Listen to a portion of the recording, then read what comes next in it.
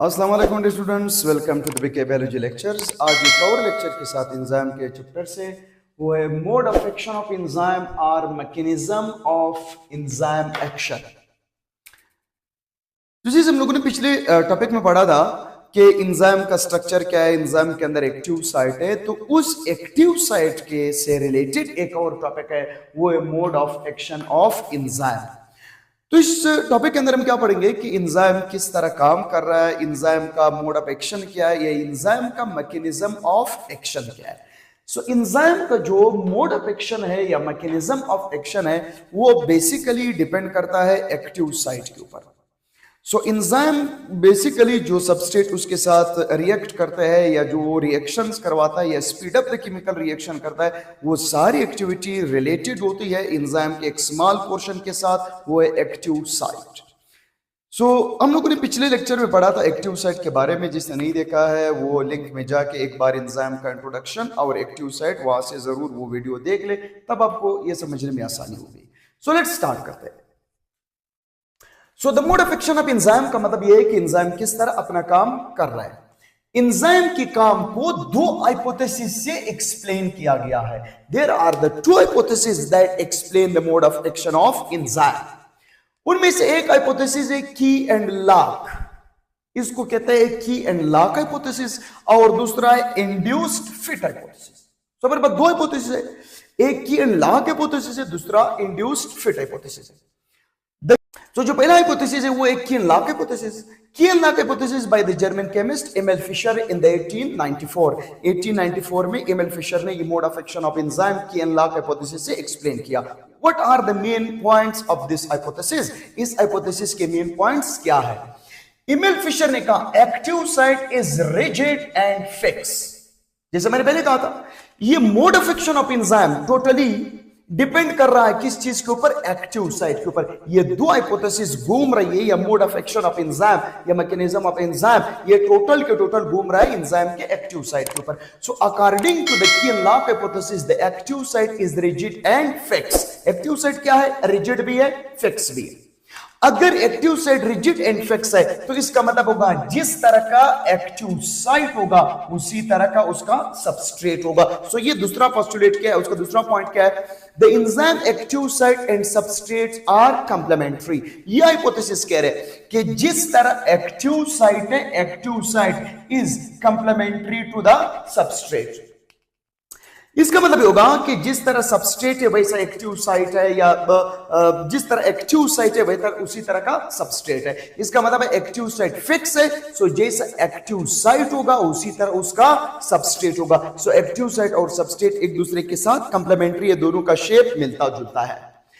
The enzyme and substrate not influence the shape and size of each other. Now क्या मतलब हुआ?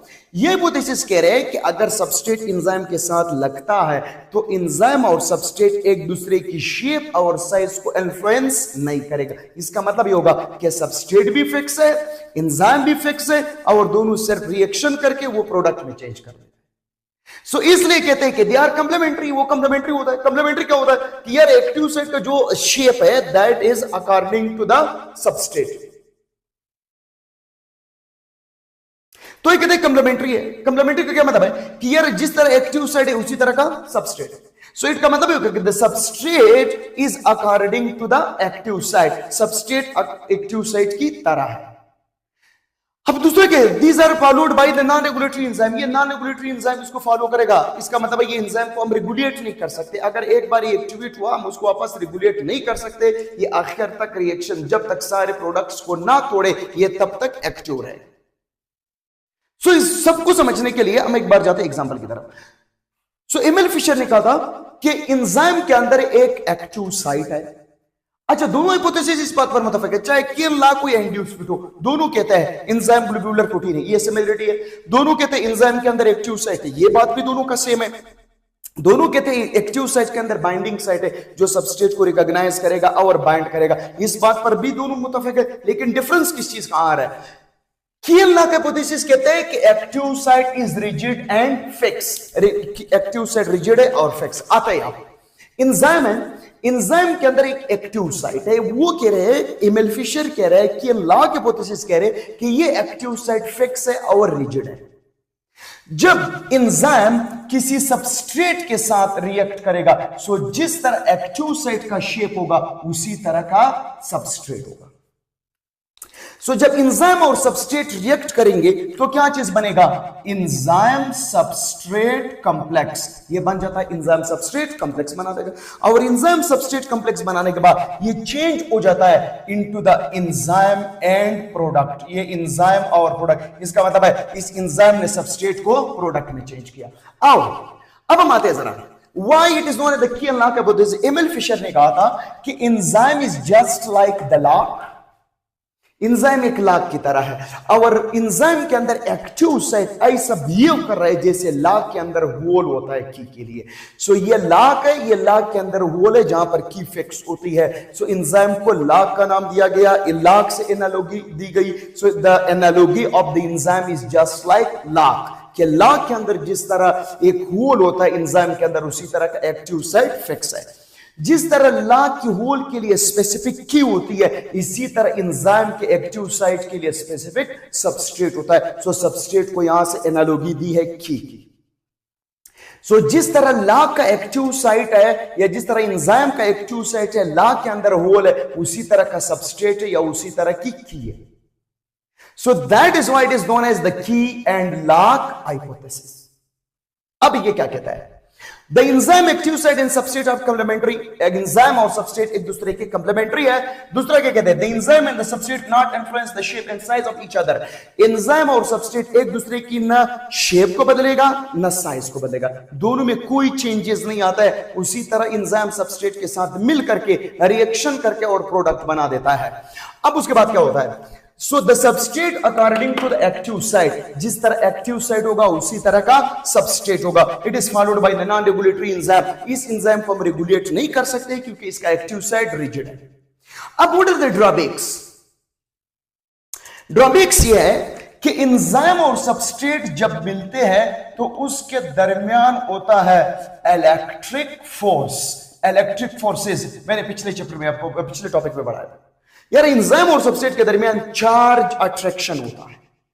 ये negative और पॉजिटिव चार्जेस उसके दरमियान वंडर वॉल फोर्सेस होता है। यहां पर एंजाइम और सबस्ट्रेट के दरमियान हाइड्रोजन बॉन्ड होता है, हाइड्रोफोबिक इंटरेक्शंस होता है। सो ये ड्रॉबैक है। इलेक्ट्रिक फोर्सेस तो एंजाइम के दरमियान होते हैं, एंजाइम और सबस्ट्रेट के दरमियान जो फोर्स ऑफ अट्रैक्शन है वो इलेक्ट्रिकल होता है, लेकिन फिजिक्स की ये अगेंस्ट जा रहा है। फिजिक्स का अगेंस्ट किस तरह जा रहा है? फिजिक्स में कहते हैं कि जब दो सब्सटेंस आपस में मिलते हैं या दो चीजें आपस में मिलती है दो एनर्जी के थ्रू, तो उसमें चेंजेस आते हैं। पर ये कहते हैं कि कोई न एंजाइम चेंज हुआ न substrate. So the enzyme and substrate not influence the size and shape of each other. जब तक एंजाइम और सबस्ट्रेट मिले उसका शेप चेंज न हो जाए तो ये अगेंस्ट द फिजिक्स रूल। इस वजह से कहते हैं, अगर हम कहते हैं कि यहां पर इलेक्ट्रिक फोर्सेस हैं तो इसके दरमियान चेंज तो लाजमी होना चाहिए, लेकिन की अल्लाह के बदौलत कहते हैं कि नो, इसके दरमियान कोई चेंज नहीं है। एक तो ये ड्रॉबैक है। दूसरा ड्रॉबैक क्या कहता है? हमें कहते हैं कि वन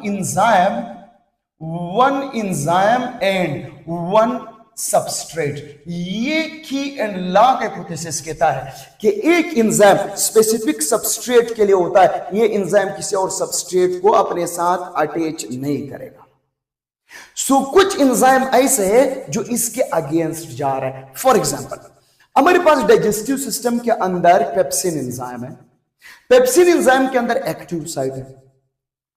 वो ये नहीं देखता कि एग का प्रोटीन आया है, मीट का प्रोटीन आया है, पल्सेस दाल वगैरह के प्रोटीन आए हैं, मिल्क का प्रोटीन आया है। वो सारे प्रोटीन, चाहे मिल्क में हो, पल्सेस में हो, एग में हो, वेजिटेबल में हो, गोश्त में हो, वो सारे के सारे प्रोटीन को तोड़ देता है। अगर एंजाइम प्रोटीन के साथ अपने आप को बदल रहा है, लेकिन की एंड लॉ कहते हैं नो, एंजाइम कभी नहीं बदलेगा। जब एंजाइम नहीं बदलेगा तो इसका मतलब है एक एंजाइम सिर्फ एक सबस्ट्रेट को तोड़ेगा। सो कुछ एंजाइम ऐसे है जो एक से ज्यादा सबस्ट्रेट को तोड़ सकता है। जिस तरह पेप्सिन एंजाइम में प्रोटीन को तोड़ रहा है, वो सारे प्रोटीन तोड़ देता है। वो स्पेसिफिक नहीं है एग के लिए, वो स्पेसिफिक नहीं है कोलाजिन के लिए, वो स्पेसिफिक नहीं है किसी और एक्टिन के लिए, वो स्पेसिफिक नहीं है मायोसिन के लिए, वो सारे के सारे केसिन मिल्क की प्रोटीन के लिए, अल्बुमिन एग की प्रोटीन के लिए, वो सारे डिफरेंट टाइप्स के प्रोटीन तोड़ रहा है। लेकिन किएल हाइपोथेसिस कहते हैं कि no, one enzyme one substrate, एक एंजाइम एक सबस्ट्रेट को तोड़ेगा। ये चीज अगेंस्ट सम एंजाइम है, इस वजह से इस हाइपोथेसिस ये ज्यादा पॉपुलर नहीं हुआ, इसने ज्यादा पॉपुलैरिटी गेन नहीं की, क्योंकि इसके अंदर कुछ ड्रॉबैक्स है। पहला ड्रॉबैक्स ये है कि एंजाइम और सबस्ट्रेट के दरमियान तो इलेक्ट्रिक फोर्स है, इलेक्ट्रिक फोर्सेस के दरमियान लाजमी शेप चेंज होता है, पर की एंड लॉ कहते हैं कि नो, शेप चेंज नहीं होगा। दूसरा, हम कहते हैं कि यार ये कहते हैं कि लाजमी है, इसलिए की एंड लॉ तो एक एंजाइम के लिए, उसने तो सारे एंजाइम के लिए हाइपोथेसिस पेश किया था, लेकिन ये हम कहते हैं कि नो यार, सारे एंजाइम पर अप्लाई नहीं होता है, सारे एंजाइम पर इसलिए अप्लाई नहीं होता, ये कहते हैं कि एक एंजाइम एक सबस्ट्रेट, लेकिन हम एक एंजाइम एक सबस्ट्रेट, उसका ड्रॉबैक है, लेकिन हम कहते हैं नो, बहुत सारे एंजाइम है जो एक से ज्यादा सबस्ट्रेट के साथ बाइंड हो जाता है। इस वजह से ये जो की एंड लॉ हाइपोथेसिस है ये ज्यादा पॉपुलर नहीं हुआ। दूसरा, followed by the non regulatory enzyme, key and lock hypothesis non regulatory enzyme इसको फॉलो करेगा। इसका मतलब ये होगा कि वो एंजाइम अगर रिजिड है वो उस वक्त तक रिएक्शन करेगा जब तक सारे के सारे सबस्ट्रेट को ना तोड़े। हाँ, हमारे पास कुछ गट की एंजाइम है, हमारे पास कुछ डाइजेस्टिव सिस्टम की एंजाइम है गट में, हमारे गट के अंदर कुछ एंजाइम फॉलो दिस हाइपोथेसिस, कुछ एंजाइम है जो इस हाइपोथेसिस को फॉलो करेगा और कुछ एंजाइम है जो इस हाइपोथेसिस को फॉलो नहीं करेगा। इसलिए की एंड लॉ हाइपोथेसिस बॉडी के सारे एंजाइम पर अप्लाई नहीं होता है, ये गट के कुछ एंजाइम इसको फॉलो करते हैं। अब हम जरा एक लाइपेज का भी मिसाल देता हूं।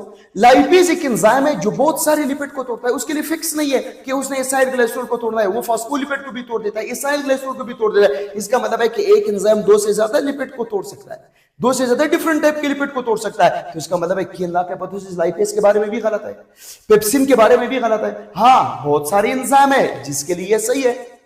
फॉर एग्जांपल मैं कहूं कीमोट्रिप्सिन है, वो पॉलीपेप्टाइड को तोड़ देता है, सिर्फ पॉलीपेप्टाइड। और हमारे गट के अंदर जो एमाइलेज एंजाइम है वो सिर्फ एमाइलोज शुगर को तोड़ देता है। वहां पर कुछ एंजाइम इसको फॉलो कर रहे हैं, लेकिन सारे एंजाइम इसको फॉलो नहीं करेगा। ये उसके ड्रॉबैक से पहला ड्रॉबैक ये था कि यार एंजाइम के दरमियान इलेक्ट्रिकल फोर्सेस के दौरान लाजमी शेप चेंज होता है, लेकिन ये शेप चेंज होने के बारे में नहीं कहता है कि यार एंजाइम और सबस्ट्रेट एक दूसरे की शेप और साइज को इन्फ्लुएंस नहीं करेगा। जब तक आप शेप को इन्फ्लुएंस ना करे, चेंजेस न लाए, तो ट्रांजिशन स्टेट नहीं होता, ट्रांजिशन रिएक्शन नहीं होता। सो कुछ ड्रॉबैक्स इसके अंदर है। लेकिन जो दूसरा हाइपोथेसिस है, the induced fit model, it is proposed by the Koshland in the 1958। ये फिर कोशलैंड ने पेश किया किस बारे में, the mode of action of enzyme और मैकेनिज्म ऑफ एंजाइम एक्शन, कि एंजाइम किस तरह काम कर रहा है। सो पहले हाइपोथेसिस ने बोला था एंजाइम का एक्टिव साइड रिजिड है, जिस तरह एक्टिव साइड है उसी तरह का सबस्ट्रेट लगेगा। एक एंजाइम सिर्फ एक सबस्ट्रेट को तोड़ेगा, ये एंजाइम और सबस्ट्रेट एक दूसरे की शेप को इन्फ्लुएंस नहीं करेगा। और followed by the non-regulatory enzyme, non-regulatory enzyme इसको फॉलो करेगा, the substrate according to the active site, जिस तरह एक्टिव साइट है उसी तरह का सबस्ट्रेट होना लाजमी है। तो इसका मतलब है एक्टिव साइट के अंदर कोई चेंजेस नहीं आ रहे, एक्टिव साइट और सबस्ट्रेट एक दूसरे के कंप्लीमेंट्री, ये की एंड लॉ कहता है। क्वेश्चन कहते हैं no, the active site is flexible and mould with the substrate. ये कहता है कि एंजाइम का जो एक्टिव साइट है वो सबस्ट्रेट के साथ अपने आप को चेंज कर लेता है। सो ये फिजिक्स की लॉ को फॉलो कर रहा है, ये फिजिक्स के प्रिंसिपल को फॉलो कर रहा है। यार हम कहते हैं कि जब दो सब्सटेंस रिएक्ट करते हैं, दो चीजें रिएक्ट करते हैं, उसके अंदर चेंजेस आते हैं, उसकी शेप के अंदर चेंजेस आते हैं। तो ये फॉलो कर रहा है कि यार एंजाइम का जो एक्टिव साइट है ये चेंज हो जाता है अकॉर्डिंग टू द सबस्ट्रेट। तो ये क्या कहते हैं, the active site is according to the substrate, जिस तरह सबस्ट्रेट लगता है उसी तरह का एक्टिव साइट अपने आप को मोल्ड कर लेता है। सो इसका फायदा ये होगा कि एक एंजाइम एक से ज्यादा सबस्ट्रेट को भी बाइंड कर सकता है। जैसा भी हम लोगों ने ऊपर एग्जांपल दिया था, अगर पेप्सिन एंजाइम है तो मुख्तलिफ प्रोटीन के साथ अपने आप को मोल्ड कर लेता है। जब उसके साथ एक टाइप का प्रोटीन लगता है तो वो अपने एक्टिव साइट को चेंज कर लेते हैं। जब एग का प्रोटीन लगता है, जब मिल्क का प्रोटीन लगता है, जब गोश्त का प्रोटीन लगता है, मुख्तलिफ प्रोटीन जब लगते हैं तो प्रोटीन के साथ अपने आप को मोल्ड कर देता है। Now it is followed by the regulatory enzyme, और जो induced fit hypothesis है regulatory enzyme इसको फॉलो करेगा। अब हम आते हैं जरा एक बार एग्जांपल से समझते हैं क्या मतलब होगा। हम कहते हैं यहां पर इस हाइपोथेसिस के अंदर एंजाइम का जो एक्टिव साइट है वो तो पहले बता था कि दिस इज फ्लेक्सिबल, ये फ्लेक्सिबल है और मोल्ड हो जाता है। किसके मुताबिक, सबस्ट्रेट। जब एंजाइम और सबस्ट्रेट एक दूसरे के साथ रिएक्ट करता है, इस रिएक्शन के दौरान एंजाइम का एक्टिव साइट चेंज हो जाता है। जब एंजाइम का एक्टिव साइट चेंज होगा तो क्या चीज बन गया, एंजाइम सबस्ट्रेट कॉम्प्लेक्स, और इसको कहते हैं transition state. Transition state of the enzyme उस वक्त कहते हैं जब एंजाइम और सबस्ट्रेट एक दूसरे के साथ मिलते हैं बाइंडिंग साइट के ऊपर। सो बाइंडिंग साइट इस सबस्ट्रेट को रिकॉग्नाइज करेगा, अपने साथ बाइंड करेगा। इस टाइम ये न सबस्ट्रेट होता है न प्रोडक्ट होता है। जब सबस्ट्रेट एंजाइम के साथ लग जाता है तो उस वक्त की हालत को हम कहते हैं ट्रांजिशन स्टेट। ट्रांजिशन स्टेट उस स्टेट को कहता है कि जब एंजाइम और सबस्ट्रेट एक दूसरे के साथ मिलते हैं तो अब ये न सबस्ट्रेट रहा न प्रोडक्ट रहा, तो इस स्टेट को हम कहते हैं ट्रांजिशन स्टेट। सो ट्रांजिशन स्टेट के दौरान एंजाइम बेसिकली क्या कर रहा है, वो एक्टिवेशन एनर्जी को कम कर देता है। सो it will lower the activation energy. Enzyme ने एक्टिवेशन एनर्जी को कम कर दिया। इस सबस्ट्रेट को प्रोडक्ट में चेंज करने के लिए हाई एनर्जी चाहिए थी। जब ये ट्रांजिशन स्टेट में आता है, एंजाइम के साथ मिलता है, तब उसको इसके रिएक्शन के लिए, चाहे वो कैटाबोलिज्म हो या एनाबोलिज्म हो, अब इसको कम एनर्जी चाहिए। सो ट्रांजिशन स्टेट वो होता है, एक तो लोअर द एक्टिवेशन एनर्जी, दूसरा एंजाइम जब सबस्ट्रेट को बाइंड कर देता है। सो दरमियानी जो स्टेज होती है न सबस्ट्रेट की होती है न प्रोडक्ट की, एंजाइम सबस्ट्रेट कॉम्प्लेक्स को कहते हैं ट्रांजिशन स्टेट में। सो एंजाइम का एक्टिव साइट फ्लेक्सिबल था, जो ही सबस्ट्रेट लगा ये एक्टिव साइट सबस्ट्रेट के मुताबिक चेंज हुआ। Finally the substrate change into the product. Enzyme ने सबस्ट्रेट को प्रोडक्ट में चेंज कर दिया, ट्रांजिशन स्टेट से निकल गया। अब बॉडी क्या करती है, अगर हमारी बॉडी के अंदर इस प्रोडक्ट का मिकदार ज्यादा हुआ, अगर ये प्रोडक्ट बॉडी के अंदर ज्यादा हुआ, लेट्स सपोज कोई अमाइनो एसिड से वो ज्यादा हो गए, अगर प्रोडक्ट ज्यादा हुआ तो दो नुकसान होता है। एक तो हमारे जिस्म का जो बायोकेमिकल मैकेनिज्म चलता है उसको डिस्टर्ब कर देता है, और केमिकल रिएक्शन के जो इक्विलिब्रियम स्टेट है उसको डिस्टर्ब कर देता है। होम्योस्टेसिस डिस्टर्ब हो जाती है, इंटरनल एनवायरनमेंट डिस्टर्ब हो जाता है जब कोई प्रोडक्ट ओवर हो जाता है, over production of the product होता है। सो जब यहां पर एंजाइम ने प्रोडक्ट बना दिया, अगर प्रोडक्ट बॉडी के अंदर ज्यादा हुआ, यही प्रोडक्ट आ करके एंजाइम के पीछे से एक और साइट है, this site is known as the allosteric site. Allosteric site enzyme के opposite to the active site, और एक्टिव साइट के साइड के साथ एलोस्टेरिक साइट फिक्स नहीं है, यहां पर भी हो सकता है, यहां पर भी हो सकता है। तो ये सबस्ट्रेट आकर के एलोस्टेरिक साइट पर अटैच हुआ। जब सबस्ट्रेट एलोस्टेरिक साइट पर अटैच हो जाता है, उसकी अटैचमेंट से क्या हो जाती है, क्योंकि एंजाइम पहले बोला था कि the enzyme active site is flexible, और ये चेंज हो जाता है जब यही सबस्ट्रेट आकर, सॉरी ये प्रोडक्ट आकर के, नॉट सबस्ट्रेट, प्रोडक्ट आकर के एलोस्टेरिक साइट पे लग जाता है। कब लगता है, जब प्रोडक्ट का प्रोडक्शन ज्यादा हो जाता है। जब प्रोडक्ट का प्रोडक्शन ज्यादा हो, बॉडी को और प्रोडक्ट नहीं चाहिए, ये आकर के किधर लगेगा, एलोस्टेरिक साइट।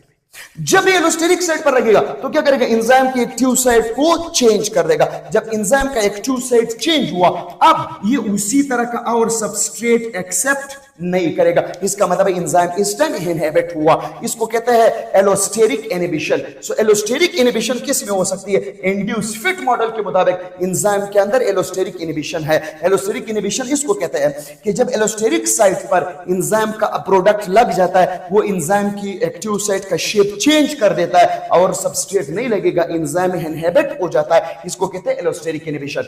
इसीलिए इसको हम कहते हैं रेगुलेटरी। ये एंजाइम ये कहता है फिट मॉडल कहते हैं this is followed by the regulatory enzyme, कि एंजाइम रेगुलेटरी है, एंजाइम रेगुलेट हम कर सकते हैं। हमारे जितनी भी बॉडी के अंदर एंजाइम्स होते हैं, हमारे सेल के अंदर जो एंजाइम है वो सारे रेगुलेटरी मैकेनिज्म पे काम करता है, क्योंकि एंजाइम कभी भी किसी प्रोडक्ट को और नहीं बना देगा।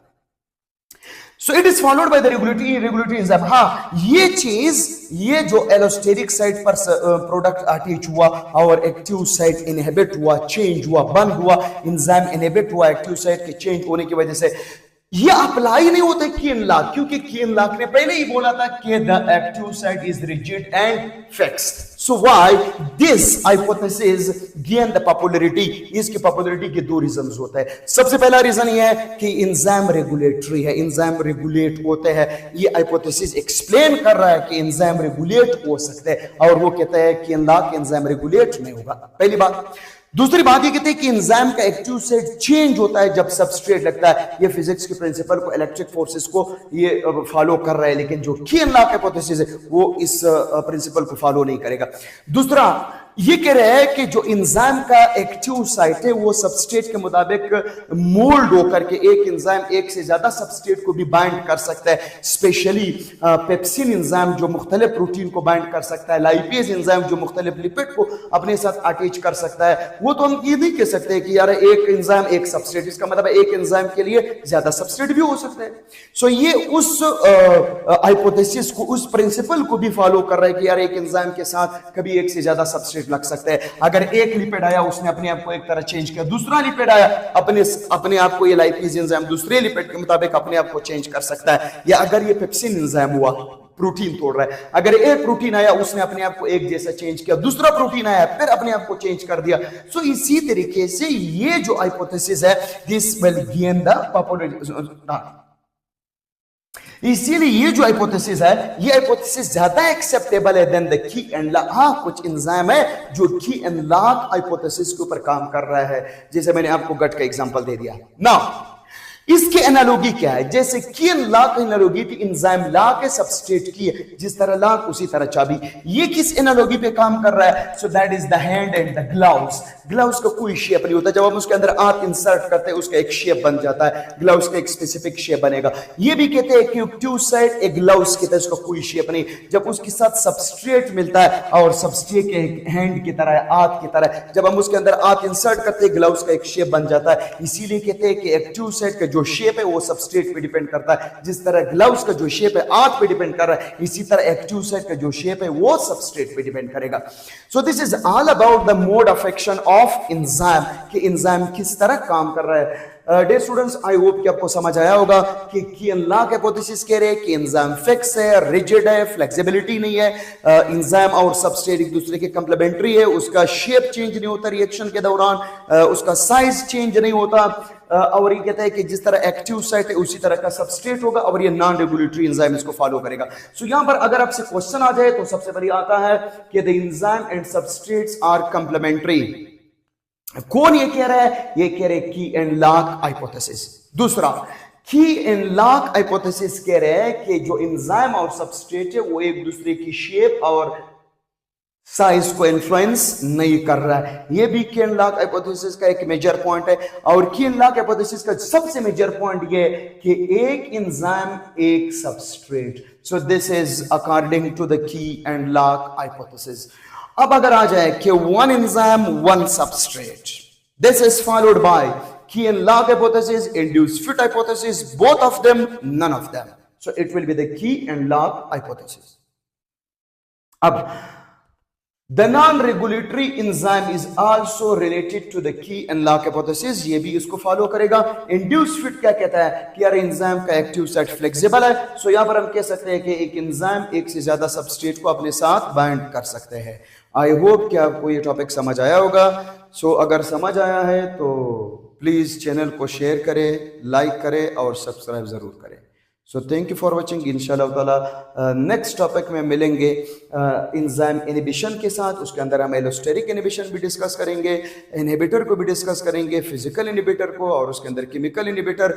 और उसके बाद अगला फिर होगा the enzyme factors affecting the enzyme activities, कौन कौन सी चीजें एंजाइम की एक्टिविटी को अफेक्ट करेगा। सो डियर स्टूडेंट्स, आप लोगों के लिए एक पैगाम में दो। अक्सर स्टूडेंट्स मुझे मैसेजेस करते हैं, कमेंट्स करते हैं, सर लेक्चर्स को आप एक सीक्वेंस में लोड करें। मैं सीक्वेंस में लोड करने की कोशिश कर रहा हूं, लेकिन मुख्तलिफ स्टूडेंट्स के मुख्तलिफ डिमांड्स आ जाते हैं। मैं कोशिश कर रहा हूँ, लेकिन यहाँ पर पता नहीं यूट्यूब चैनल एक तो इसकी कॉपी बन गई, दूसरा जब मैं वीडियो शेयर करता हूँ उसके अंदर रिस्ट्रिक्शंस मुझे बहुत ज़्यादा आते हैं कि कॉपीराइट्स के मसले होते हैं, और साथ में चैनल फ्रीज की तरफ पता नहीं क्यों चला जाता है, क्या इश्यूज है लोगों को इस चैनल के साथ, आई डोंट नो। खैर जो भी है, तो इंशाल्लाह ताला लोड तो सारे होंगे। अपलोडिंग में तकरीबन मुझे कम से कम एक ऐसी वीडियो भी है कि मैंने रात को अपलोडिंग पे लगाया, सुबह जब मैं जागा हो तो उस पर वही लिखा होता है कि अपलोडिंग वीडियोज़ है, पर वो अपलोड होने में बड़ा मसला हो रहा है, पता नहीं, आई डोंट नो क्या इशू है। मुझे नेट से ज़्यादा मैं जानता भी नहीं इन चीज़ों को, तो इंशाल्लाह ताला